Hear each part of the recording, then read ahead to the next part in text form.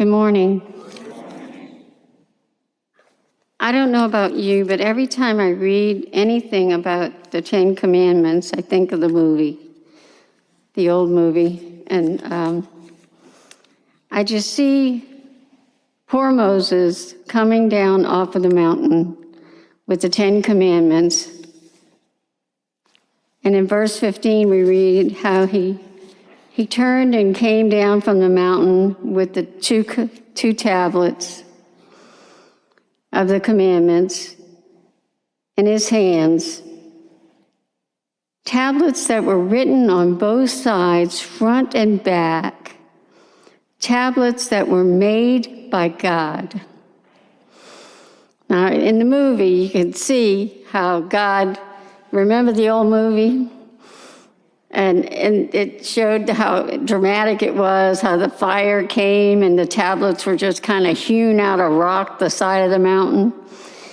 They were written both sides, front and back, made by God, having inscriptions that were engraved by God himself.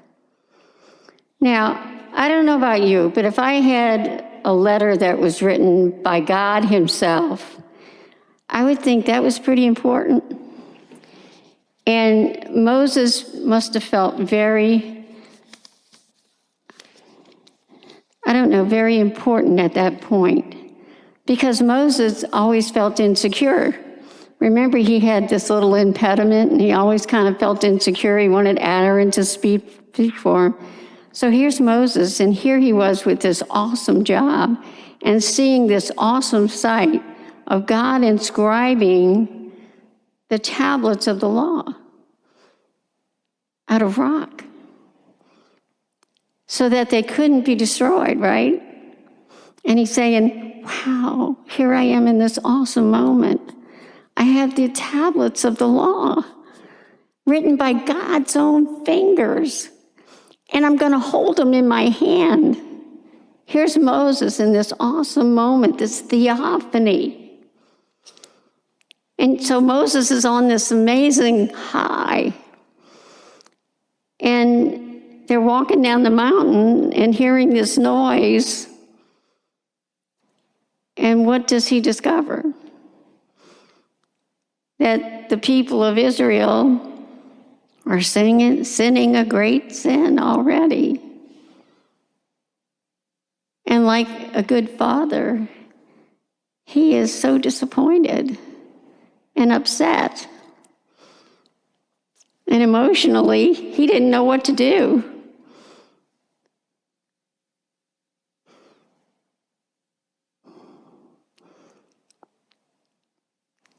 This law that God had given him was not dictated to a prophet or to a scribe. God himself wrote the terms of this covenant. So Moses must have been overjoyed at his love for his people and encouraged as he started to head down the mountain. So hearing the clamor of the camp, he remarked to Joshua that it sounds as at first like a battle, but sadly the people had sinned a great sin, and Moses' wrath flared up, and he threw down the tablets and broke them at the base of the mountain. How betrayed and heartbroken he and God must have been. But Aaron was really wishy-washy, wasn't he? He says, oh, they gave me the gold and I threw it in the fire and this calf came out. Really? A calf came out. Okay. So, that sounds like something my 10-year-old grandson would say. Oh, well, a calf came out by itself. Right, okay. But so Aaron just wanted to satisfy the people. He was a people pleaser. You know, we have people pleasers among us. And so, even though he knew it was wrong, Moses called him on it. And he said it's a grave sin. So Moses said, I'm going to go before God and make atonement for this people.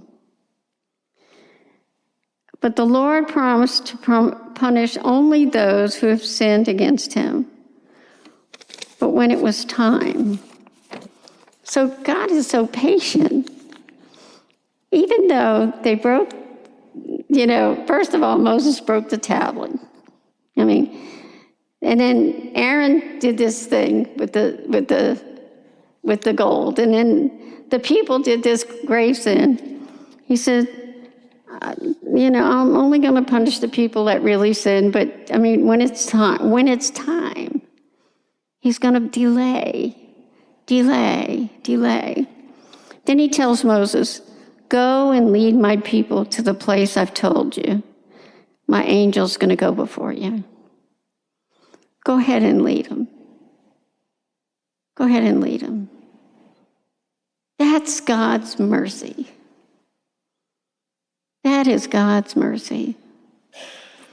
So our God is a God of forgiveness, a God who delivers his people and keeps delivering them from their fears and their sins. He writes upon our hearts with his fingers words. He writes with his fingers on our hearts.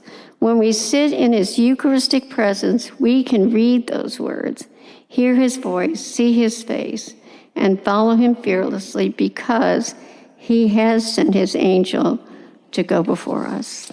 Amen.